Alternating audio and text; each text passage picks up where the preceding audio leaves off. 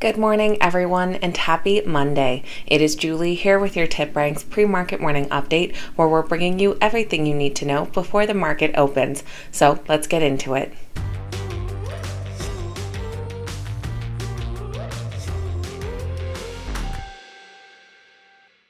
Alright guys, welcome back and thank you all so much for being here. This morning we'll be taking a look at exciting stock market news, notable earnings reports, and the morning's biggest gainers and losers. Don't forget to head over to TipRanks TV to catch some fantastic stock-related exclusive content. The link will be in the description down below. Now let's get right into this morning's exciting stock market news. U.S. stock futures are currently well into the red this morning.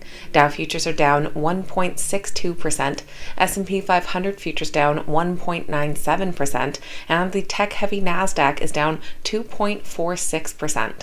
Also down this morning is cryptocurrency, with Bitcoin falling below 33,000, below half of its all-time highs. The drop comes after a volatile week in the market, and as we seem to show an increasing tighter correlation between stocks and crypto assets.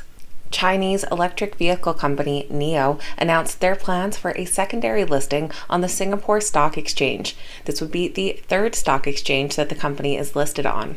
Investors may fear a dilutive stock issue, but it isn't clear that NIO plans to issue new shares. This secondary listing could actually help U.S. investors.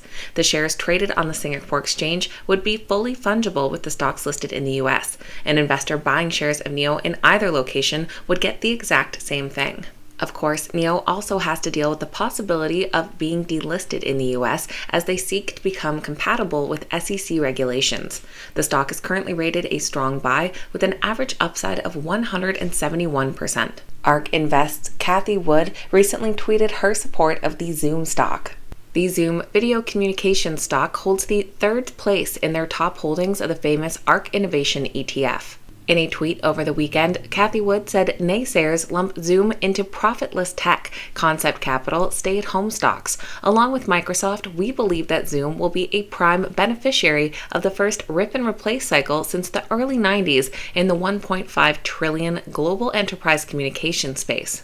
Analysts currently rate the Zoom stock a moderate buy with an average upside of nearly 67%. And Lockheed Martin plans to double the production of the missiles being used by the Ukraine against Russia. Their chief executive said that they plan to increase production of the Javelin missiles to 4,000 a year, up from the current 2,100 per year. He said he expects demand beyond just Ukraine for weapons because of threats from Russia and China. The U.S. has already sent $3.4 billion in weapons to the Ukraine since the invasion started back in February. Lockheed Martin is currently rated a moderate buy with an average upside of about 12%. Now moving over to notable earnings reports. In the pre-market this morning, we're waiting to hear from Tyson Foods, Madison Square Garden, and Energizer Holdings.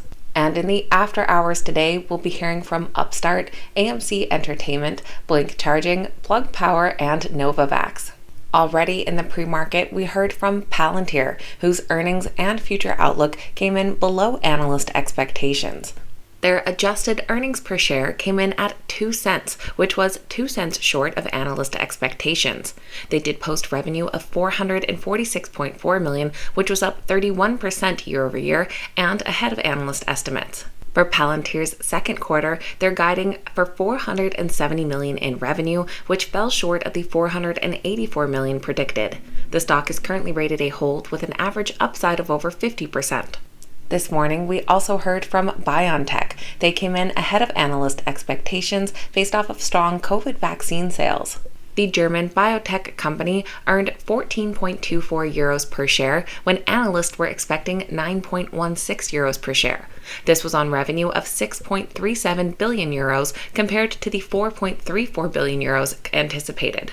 The company reiterated their outlook for the full year, including COVID vaccine revenue of 13 to 17 billion euros. The stock is currently rated a moderate buy with an average upside of 85%. Also coming in ahead of analyst expectations was beauty conglomerate Coty.